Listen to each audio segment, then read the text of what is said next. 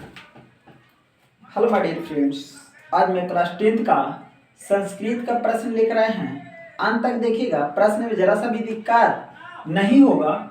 आज मैं सब्जेक्टिव प्रश्न संस्कृत का लेकर आए हैं।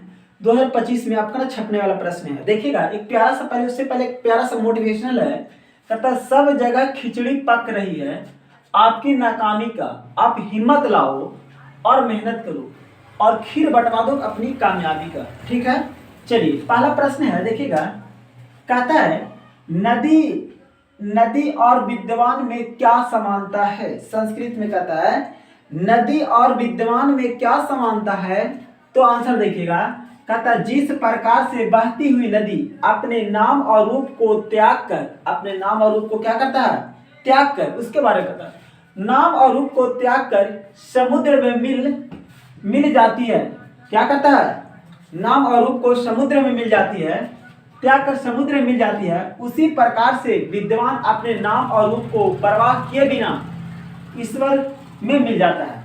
कहता है उसी तरह से भगवान को ईश्वर में मिल जाता है। आगे प्रश्न को देखिएगा, कहता उपनिषद क्यों आध्यात्मिक ग्रंथ क्यों कहा जाता है।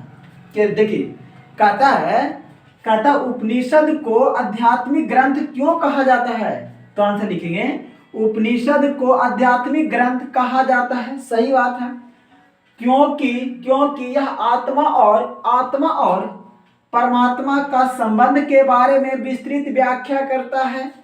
आत्मा और कहता है विस्तृत व्याख्या करता है। परमात्मा संपूर्ण शरीर में शांति स्थापित करता है। सभी तपस्याओं परम लक्ष्य परमात्मा को ही प्राप्त करना होता है।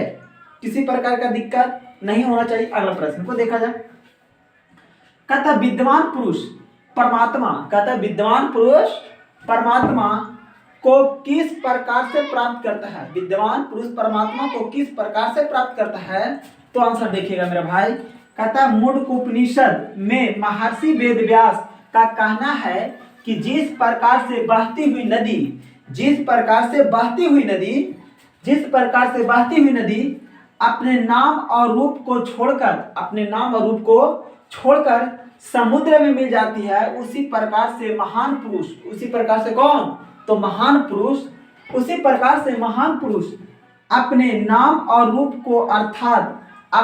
और रूप अर्थात अपने व्यक्तित्व को त्याग कर ब्रह्म ईश्वर में प्राप्त कर लेता है, अपने ईश्वर को भी प्राप्त कर लेता है। चलिए आगे प्रश्न को देखा जाए, सत्यकामु किस पात्र से ढका है। कहता है सत्यकामु किस पात्र से ढका है। सत्यकामु हिरण्मय पात्र से ढका है। सत्यकामु हिरण्मय पात्र से ढका है। चलिए आगे प्रश्न को देखते हैं, कहता है नदियां क्या छोड़कर समुद्र में मिल जाती है। तो लिखेंगे नदियां अपने नाम और रूप को छोड़कर समुद्र में मिल जाती है।